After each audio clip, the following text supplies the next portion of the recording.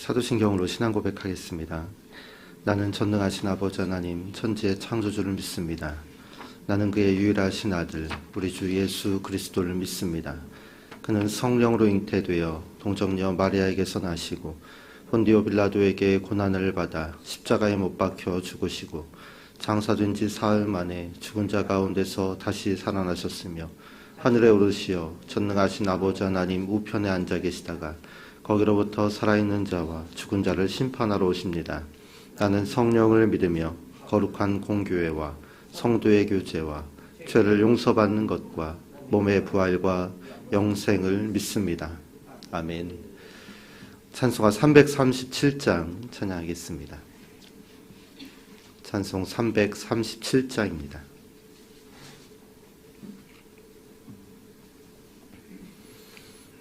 내 모든 시험 무거운 짐을 주 예수 앞에 아뢰이면 근심에 쌓인 날 돌아보사 내 근심 모두 맡으시네. 무거운 짐을 나 홀로 지고 견디다 못해 쓰러질 때 불쌍히 여겨 구원해 주리. 은혜의 주님 오직 예수.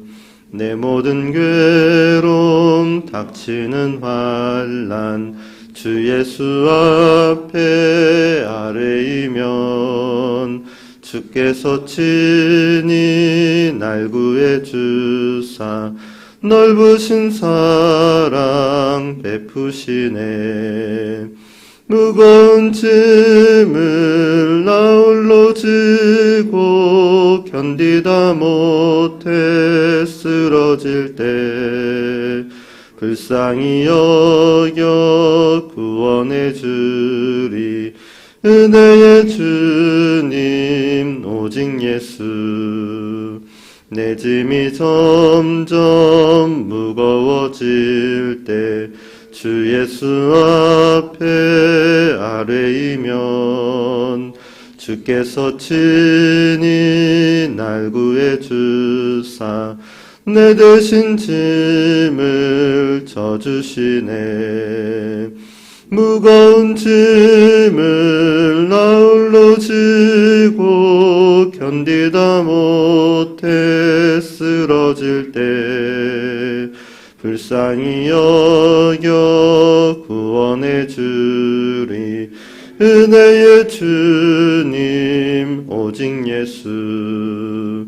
마음의 시험 무서운 죄를 주 예수 앞에 아뢰이면 예수는 나의 능력이 되사 세상을 이길 힘주시네.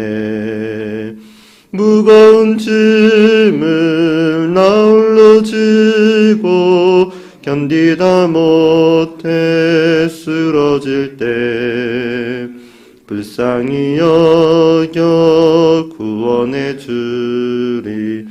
은혜의 주님 오직 예수. 아멘. 공동체 성경 읽기, 오늘은 히브리서 13장 말씀입니다. 제 13장. 형제 사랑하기를 계속하고 손님 대접하기를 잊지 말라. 이로써 부지 중에 천사들을 대접한 이들이 있었느니라. 너희도 함께 갇힌 것 같이 갇힌 자를 생각하고 너희도 몸을 가졌은즉 학대받는 자를 생각하라. 모든 사람은 결혼을 귀히 여기고 침소를 더럽히지 않게 하라. 음행하는 자들과 간음하는 자들을 하나님이 심판하시리라. 돈을 사랑하지 말고 있는 바를 족한 줄로 알라. 그가 친히 말씀하시기를 내가 결코 너희를 버리지 아니하고 너희를 떠나지 아니하리라 하셨느니라. 그러므로 우리가 담대히 말하되 주는 나를 돕는 이시니 내가 무서워하지 아니하겠노라. 사람이 내게 어찌하리요? 하노라. 하나님의 말씀을 너희에게 일러주고 너희를 인도하던 자들을 생각하며 그들의 행실의 결말을 주의하여 보고 그들의 믿음을 본받으라. 예수 그리스도는 어제나 오늘이나 영원토록 동일하시니라. 여러 가지 다른 교훈에 끌리지 말라. 마음은 은혜로서 굳게 함이 아름답고 음식으로서 할 것이 아니니 음식으로 말미암아 행한 자는 유익을 얻지 못하였느니라. 우리에게 제단이 있는데 장막에서 섬기는 자들은 그 제단에서 먹을 권한이 없나니 이는 죄를 위한 짐승의 피는 대제사장이 가지고 성소에 들어가고 그 육체는 영문 밖에서 불사름이라. 그러므로 예수도 자기 피로써 백성을 거룩하게 하려고 성문 밖에서 고난을 받으셨느니라. 그런즉 우리도 그의 치욕을 짊어지고 영문 밖으로 그에게 나아가자. 우리가 여기에는 영구한 도성이 없으므로 장차 올 것을 찾나니 그러므로 우리는 예수로 말미암아 항상 찬송의 제사를 하나님께 드리자. 이는 그 이름을 증언하는 입술의 열매니라. 오직 선을 행함과 서로 나누어 주기를 잊지 말라.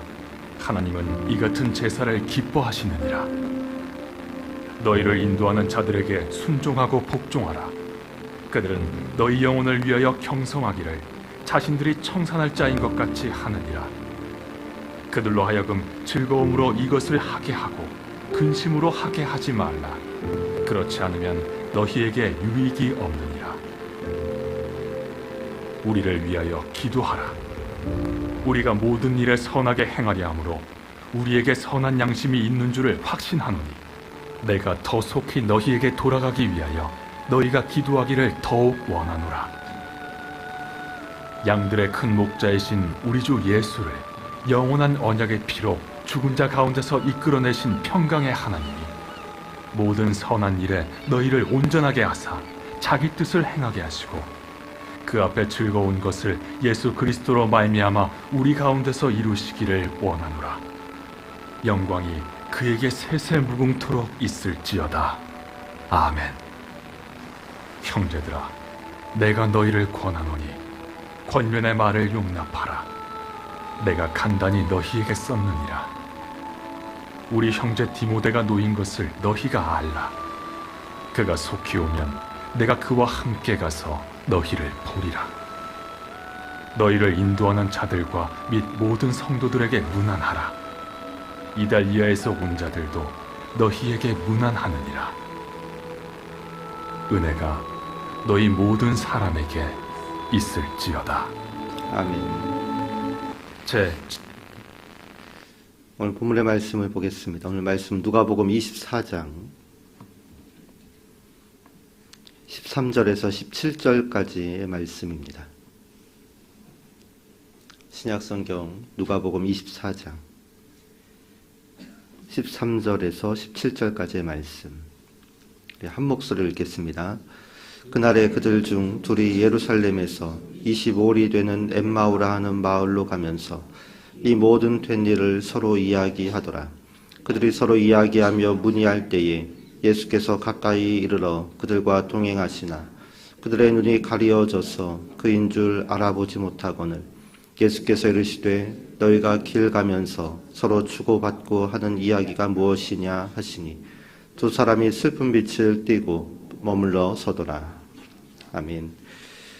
봉헌합니다. 감사원금 양영 권사님, 일천모제 황희돈 집사님, 일천모제 유준경, 유용선, 김혜자, 유예림, 일천모제 김효신, 오선경, 김준성, 김준호, 일천모제 장진용, 김정욱, 장규식, 장진혁, 일천모제 김봉재, 박연희, 김서윤 들으셨습니다. 기도하겠습니다. 하나님 감사합니다. 오늘도 우리에게 새날을 허락하시니 감사합니다.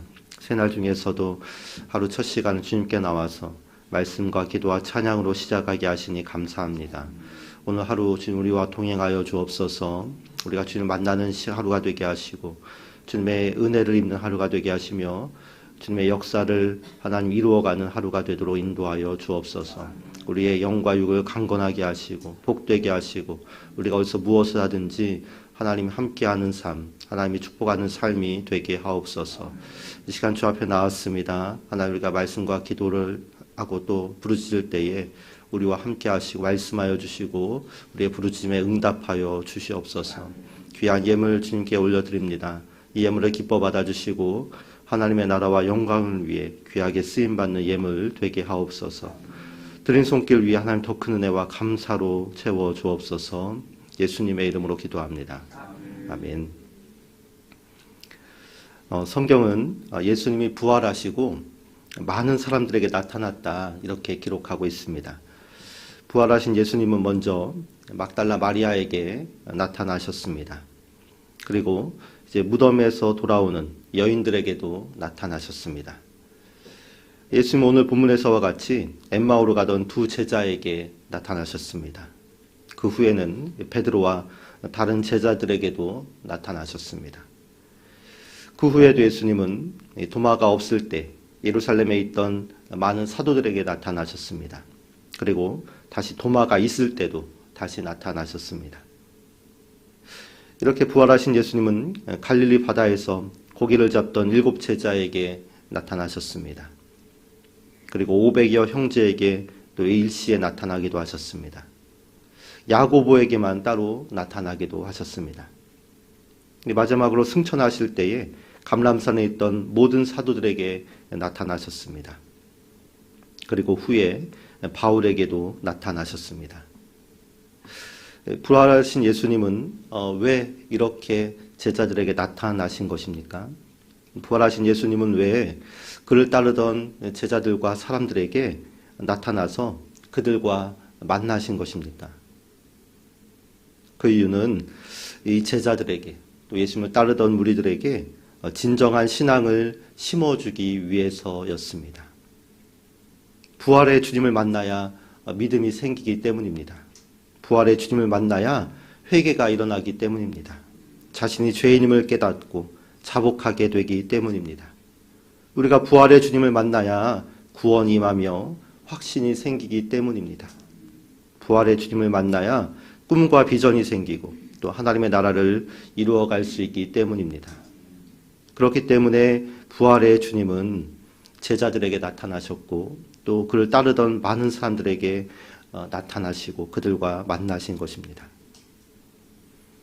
부활하신 예수님을 만나기 전에 베드로는 배신자였고 비겁한 사람이었습니다. 그러나 이 부활의 주님을 만난 후에 베드로는 예수님의 사역을 이어받는 사람으로, 양을 치는 사람으로, 교회를 세우는 진정한 사도로 변화되었습니다. 부활하신 예수님을 만나기 전에 도마는 의심 많은 사람이었습니다. 그러나 부활의 주님을 만나서 그 손의 못자국과 그 창자국을 만진 후에는 확신과 믿음의 사람이 되었습니다. 부활하신 예수님을 만나기 전에 바울은 대적자였고 핍박자였습니다. 그러나 부활의 주님을 만난 후에 바울은 이제 복음 전도의 길을 걷는 그런 사람이 되었습니다. 여러분, 부활의 예수님을 만나는 우리 모두가 되기를 축복합니다. 부활하신 예수님을 만나야 그때부터 진정한 믿음과 신앙이 시작되는 것입니다. 부활하신 예수님을 만남으로 구원의 길, 믿음의 길, 승리의 길을 걸어가는 우리 모두가 되기를 축복합니다.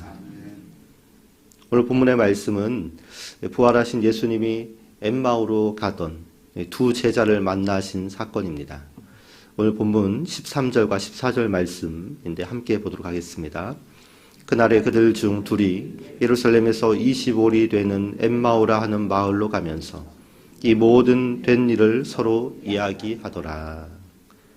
예수님의 제자 중에 둘이 이야기를 나누며 엠마오로 향하고 있습니다. 엠마오는 예루살렘에서 25里정도 되는 거리에 있다 기록하고 있습니다. 그런 마을입니다. 25리면 몇 킬로미터죠? 10리가 약 4km잖아요. 25리면 약 10km 정도 됩니다. 세번역과 공동번역에서는 30리라 기록되어 있습니다. 30리면 12km 정도입니다. 영어 성경에는 7마일이라고 나와 있습니다. 7마일이면 11.3km 정도입니다. 헬라어 성경에 보니까 60 스타디온이라 기록되어 있습니다. 이 스타디온은 길이를 나타내는 단위인데 로마 시대에 육상 경기를 할 때, 달리기 경기를 할 때 이 스타디온이라는 단위를 사용해서 거리를 측정했습니다. 1스타디온은 약 185m입니다. 그러니까 60 스타디온은 약 11.1km가 됩니다. 이 스타디온이라는 말에서 경기장을 뜻하는 스타디움이라는 말이 나왔습니다. 어쨌든 이 두 제자는 10km가 넘는 거리를 이야기를 하며 걸어가고 있다. 오늘 말씀은 기록합니다. 여러분, 이 두 제자가 어떤 이야기를 하면서 걸어가고 있습니까? 둘이 나눈 대화가 어떤 내용입니까? 14절 말씀에 보니까 이 모든 된 일에 대한 이야기다. 이렇게 말하고 있는데 정확한 이야기가 무엇이냐면 오늘 본문 이후에 나오는 18절에서 24절까지의 말씀을 보면 이 두 제자가 어떤 이야기를 하면서 걸어가고 있는지에 대해 우리가 알 수 있습니다. 두 제자는 우리가 따르던 예수님이 십자가에서 죽었다는 이야기를 하고 있습니다. 20절 말씀이 그것이고요. 예수님이 이스라엘을 로마로부터 구원할 것이라고 우리가 생각했는데 실패했다는 이야기를 하며 걸어가고 있습니다. 21절의 말씀이 그것입니다. 여자들이 예수님의 무덤을 찾아갔는데 시체가 사라졌다는 그러한 흉흉한 이야기를 하며 걸어가고 있습니다. 23절 말씀이 그것이고요. 여자들 말고 다른 제자들도 무덤에 가봤는데 예수님은 보지 못했다더라. 이런 이야기를 하며 걸어가고 있습니다. 이 두 제자들이 나눈 이야기는 실패에 대한 이야기입니다. 절망에 대한 이야기입니다.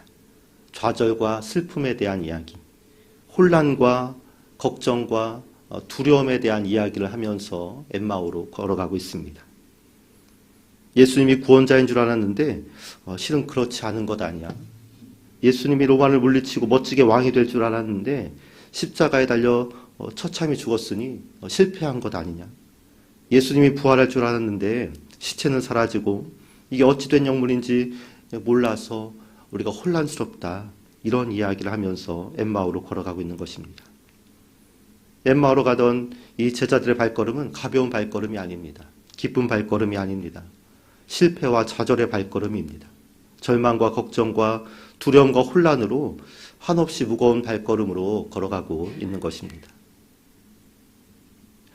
신약학자 바클레이는 이 제자들이 이제 해가 지는 석양을 향해 걸어가고 있다. 이렇게 말했는데 엠마오는 지리적으로도 예루살렘으로부터 석양을 향하고 있었고 또 시간적으로도 이 두 제자는 석양을 향해 걸어가고 있었습니다.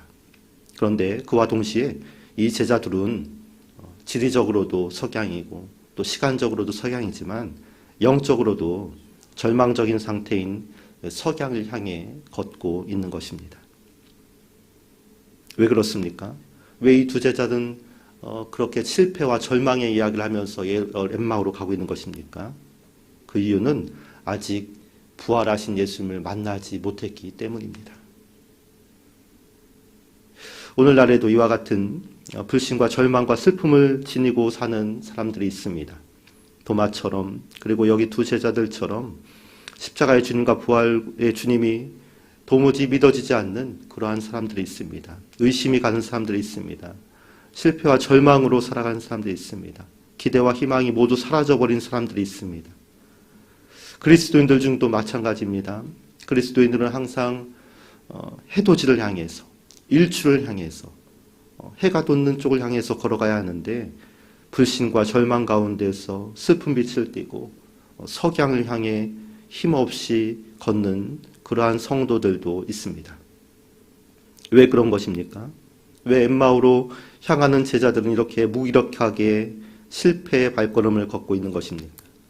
왜 그리스도이면서도 절망과 실패와 좌절과 두려움 가운데 그 석양을 향해 걷고 있는 것입니까? 그 이유는 우리가 좀 전에도 이야기했지만 이들이 아직 부활하신 예수님을 만나지 못했기 때문입니다. 눈이 가려져서 예수님이 옆에서 동행하는데도 알아채지 못하는 그러한 상태에 있었기 때문입니다. 오늘 보면 15절과 16절 말씀 함께 봅니다. 그들이 서로 이야기하며 문의할 때에 예수께서 가까이 이르러 그들과 동행하시나 그들의 눈이 가리어져서 그인 줄 알아보지 못하거늘.